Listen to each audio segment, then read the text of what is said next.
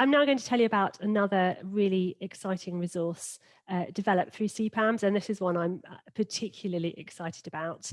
I hadn't actually used educational board games until I got involved with the Health Partnership Scheme about 5 years ago. Introduced me from some health psychologists. There's been a lot of love for health psychologists in the chat. Anyway, they work so well in sub-Saharan Africa in the setting in Mozambique, we actually brought these particular games back to use them in Ipswich Hospital. At the time, I did think an antimicrobial stewardship game would just be perfect, but obviously it didn't exist at that time. It was a bit of a pipe dream. But now through the CPAMS programme, we've actually been able to develop the antimicrobial stewardship game. It's funded through the Fleming Fund, through the programme, and it's been developed with Focus Games. So because of this programme, 200 of these games will be shipped out later this year to our 4 partner countries. This is in addition to the online game. And to ensure sustainability of it, so it can be supported going forwards, they will also be available to buy, and with a buy one, donate one. So for every game purchased, one will be donated to one of the countries that the DHSC's Fleming Fund works in. So the game is for healthcare professionals, although it was initially designed for healthcare professionals in low and middle income countries. It's equally effective in any health or social care setting, including in the UK or elsewhere. So I think if we could start, B, with a demonstration of the digital game, if that's all right.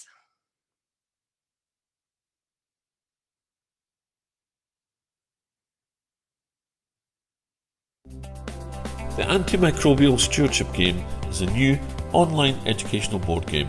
It's a team game played over Zoom, Skype or Teams. The game has a range of questions divided into categories. Simply choose the questions to play in the game.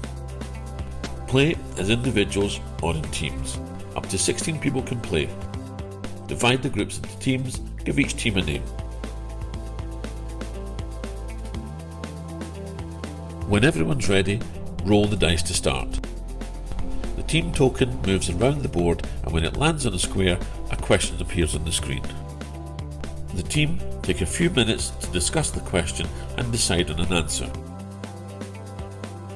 Correct answers win points. It's now the next team's turn to roll the dice and answer questions.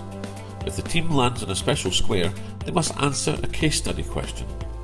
The team shares their answer with the rest of the group, followed by a group discussion. Correct answers win points. The game continues, each team taking turns answering questions. The facilitator encourages group discussions until the first team reaches the finish. The team with the most points wins the game. The Antimicrobial Stewardship game is engaging, fun, and a great learning tool for teams. To find out more about the game, visit our website at www.amsgame.com. Thank you. Thank you very much, B. Right, I'm now going to show you the actual board game. So this game comes in a very nice box. It's nice and sturdy for transportation if you need to take it to another setting for training. It has a board,